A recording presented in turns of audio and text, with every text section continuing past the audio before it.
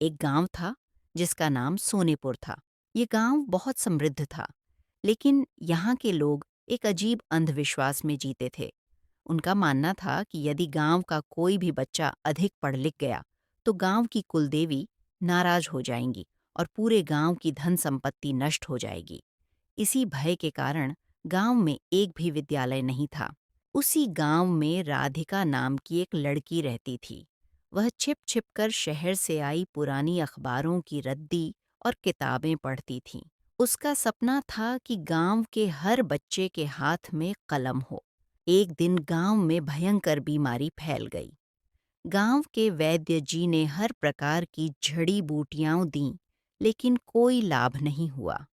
लोग डर गए और सोचने लगे कि शायद देवी माँ सचमुच नाराज हो गई हैं। राधिका ने साहस किया और मुखिया जी के पास गई। उसने कहा, मुखिया जी, यह कोई श्राप नहीं है। ये गंदगी और दूषित पानी से फैलने वाली बीमारी है। मैंने एक किताब में पढ़ा है कि इसका इलाज साफ सफाई और विशेष दवा से संभव है। मुखिया जी क्रोधित होकर बोले, तुम्हारी किताबों ने ही हमें बर्बाद कर दिया है।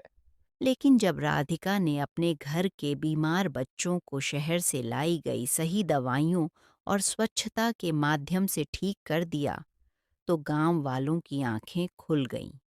उन्हें समझ आ गया कि बीमारी श्राप के कारण नहीं, बल्कि ज्ञान के अभाव के कारण फैली थी। राधिका ने गांव के उसी पुराने किले में, जिसे लोग भूतिया कहते थे, एक छोटी सी पुस्तकालय की शुरुआत की। पहले दिन केवल 2 बच्चे आए, दूसरे सप्ताह 10 बच्चे आए, और एक महीने बाद गांव के बुजुर्ग भी वहां बैठकर अखबार पढ़ने लगे। गांव वालों ने मिलकर निर्णय लिया कि अब उनका गांव सोनेपुर नहीं, बल्कि पुस्तकपुर कहलाएगा। उन्होंने देखा कि शिक्षा से उनका धन कम नहीं हुआ, बल्कि खेती के नए तरीके और व्यापार की समझ मिली, जिससे वे पहले से अधिक समृद्ध हो गए। सोनेपुर, जो अब पुस्तकपुर बन चुका था, वहां सब कुछ बदल रहा था। लेकिन गांव के पुराने किले में एक काला दरवाजा था, जिसे सदियों से किसी ने नहीं खोला था।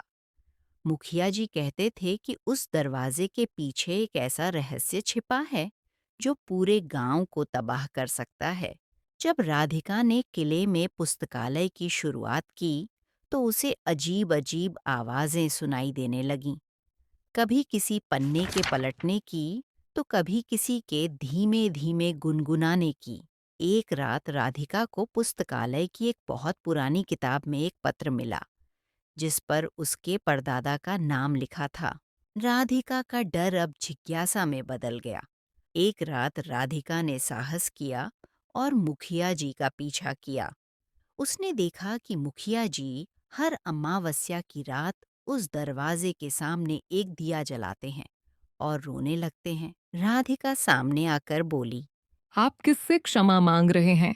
मुखिया जी घबरा गए और कांपते हाथों से उन्होंने दरवाजा खोल दिया।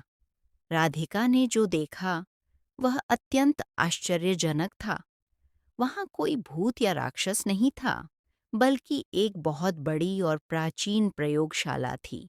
वहां सदियों पुराने कृषि उपकरण, नई दवाइयों के नुस्खे और एक विशाल चित्र लगा था। मुखिया जी ने रोते हुए कहा, वर्षों पहले हमारे पूर्वजों ने यह प्रयोगशाला गांव की उन्नति के लिए बनाई थी, लेकिन पड़ोसी गांव के चोर हमारी तकनीक चुराने के लिए गांव पर हमला करने लगे।